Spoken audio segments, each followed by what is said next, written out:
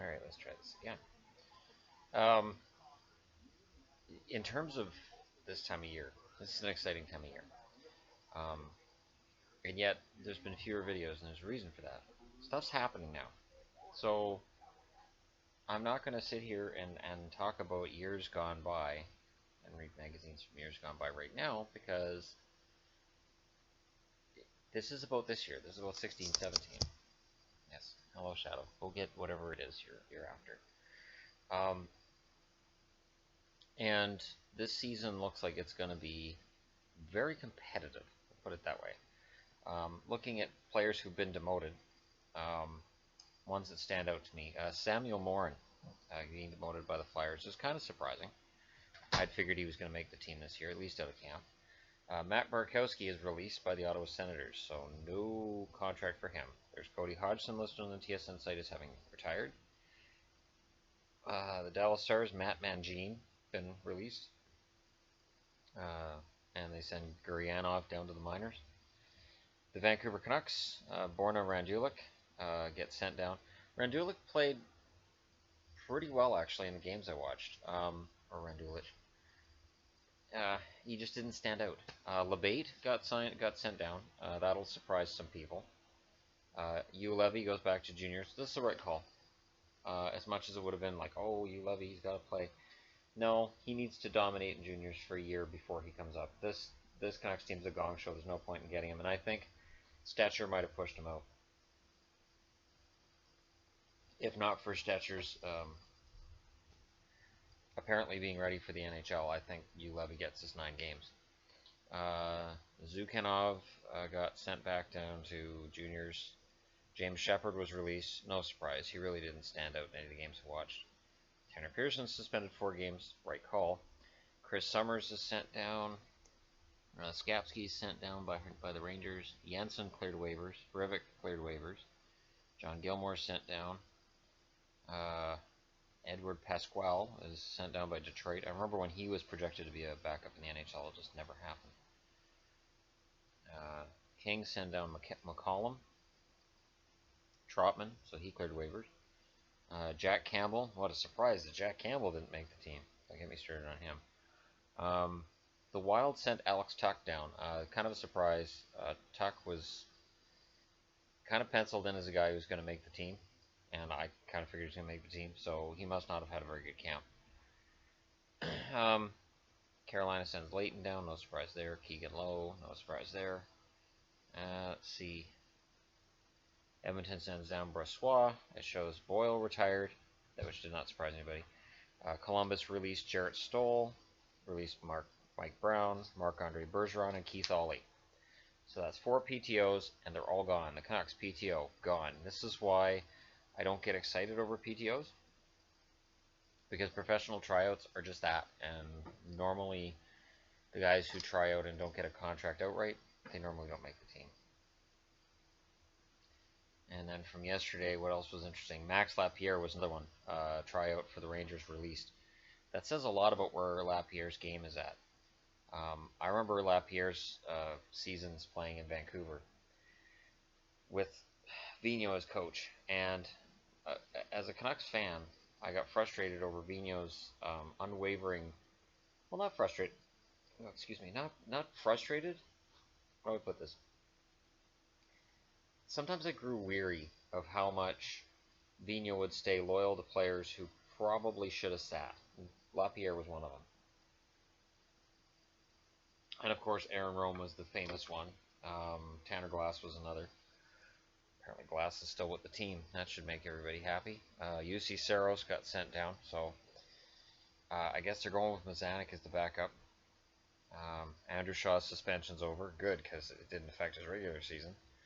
The Sharks did send down Mantis, and that's too bad, because I wanted Mantis or Malice to make the team. Kitchener got sent down by the Jets, so even though I thought he played a decent game the other night, I guess it wasn't decent enough to make the team. Logan Stanley sent back to junior, so that argument can start up again later. It was a nice story that Barrett Jackman got signed for a day before he went down to retirement.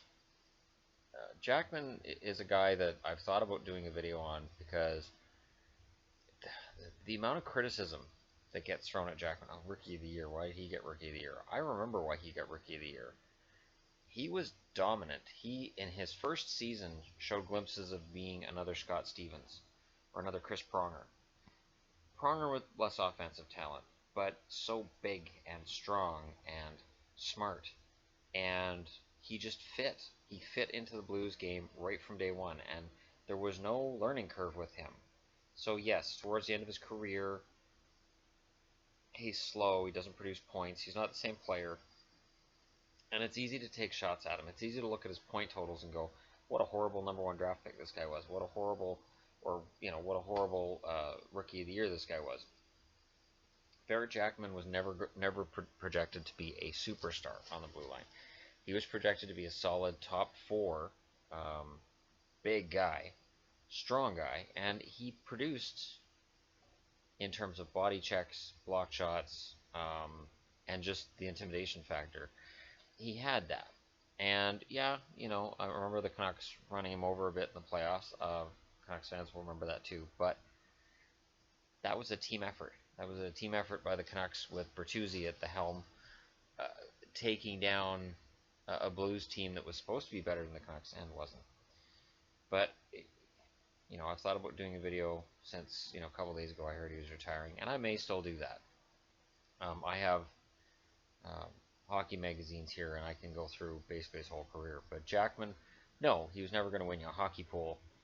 He was never going to be the fastest skater in the league, but I don't think he gets the full respect for what he was. I mean, St. Louis respects him. He signed a one-day contract so he could retire as a St. Louis Blue. That says all that fans outside St. Louis need to know. That St. Louis thought enough of him to say, you know what, you're not, a player in the league anymore, and it's a shame we're not in a position where we would say, hey, give it one more shot to play with us, but yeah, sign a contract and retire a Blue, because that's what you're supposed to do. I was surprised that Sammy Salo didn't do that with Vancouver. But it is a rarity to sign that one-day contract. I know Mike Modano did in Dallas. He never should have gone to Detroit. That was absolutely, seeing him in a Detroit jersey just seemed wrong. And then he wasn't the same player. He wasn't very good. It always sat really poorly with me. So, that's where we're at today in terms of, there's a lot of other guys. Aaron Pulishai got released by Columbus. Again, it's a tryout. Sam Carrick got sent down by the Blackhawks. Victor Svedberg, Cam Schilling, Dustin Stevenson sent down by the Stars. Nobody really of major name value. Brandon Gormley gets sent down to the minors by the Devils, so Gormley continues his downward spiral. And Toby Reeder had a break and figured out, hey, I need to play hockey. My stock isn't that high yet. I need to have another year like last year. So he signs a 2-year deal, a bridge deal with Arizona. Smartest move a kid can make. Now, only he can talk to Gaudreau and Kucherov and say, look, guys, sign your bridge deal and you'll make exorbitant amounts of money in 2 years. 2 years really isn't that long for guys as talented as Kucherov and Gaudreau, and their asking price is only going to go up. But you got to sign that bridge contract. Losing the bridge contract has caused salaries to escalate early in guys' careers. Guys who are 23 and 24 years of age are now making those big paydays you used to have to wait until you were 30 to get. And what that does is it causes guys who are in their 30s, your Max Lapierres and players like this, to not get signed to contracts because teams just can't afford it. There's no room under the cap because all these young guys make too much money. It's funny too because I can kind of tell on my channel that a lot of viewers, a lot of subscribers are a lot younger than I am in terms of guys my age. We all agree that the kids are getting paid too much too soon, and that it does this. It ends other careers, and it means that your team is very top heavy. Unless you're the Blackhawks or the Red Wings or one of these teams that's capable of rebuilding on the fly and building through all these young players and finding more and more young players as time goes by, you're going to suffer greatly.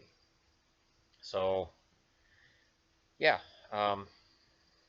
it is a shame to see players' careers ending earlier than they used to, but these young kids making $8-9 million or $7 million when under the old system they would have been making 2.5 or 3. That's a huge difference. Huge. Under the old system, both Monahan and Goudreau would take bridge contracts, 2 years, $3.5 million per, and that saves so much money for Calgary to be able to sign other guys and really build a team around them. But bridge deals don't exist anymore for the most part. Toby Reeder takes a bridge deal to stay in Arizona. Good call. Good for him. He should continue to get better as the team gets better. So, anyways, those are my thoughts of today. I may stream tonight. I know how late it is on the East Coast, but I had a pretty full day, and I may stream tonight because I want to play my file tonight. I want to see if Martin Falter can keep a game together here. My Stars got thrashed 10-1 the last time I watched, and that was pretty rough to watch. But I want to see if they can bounce back again. Anyways, that aside, thanks for watching. We're at 12:30 for subscribers. I got a new jersey today. I will continue to buy jerseys when they're on sale cheap. This is one of those black ice jerseys. I got it from Lid's website for $40. It's sold out now. I also got this hat for $12. This is not sold out because it's Dallas. I have another Dallas Stars hat coming as well.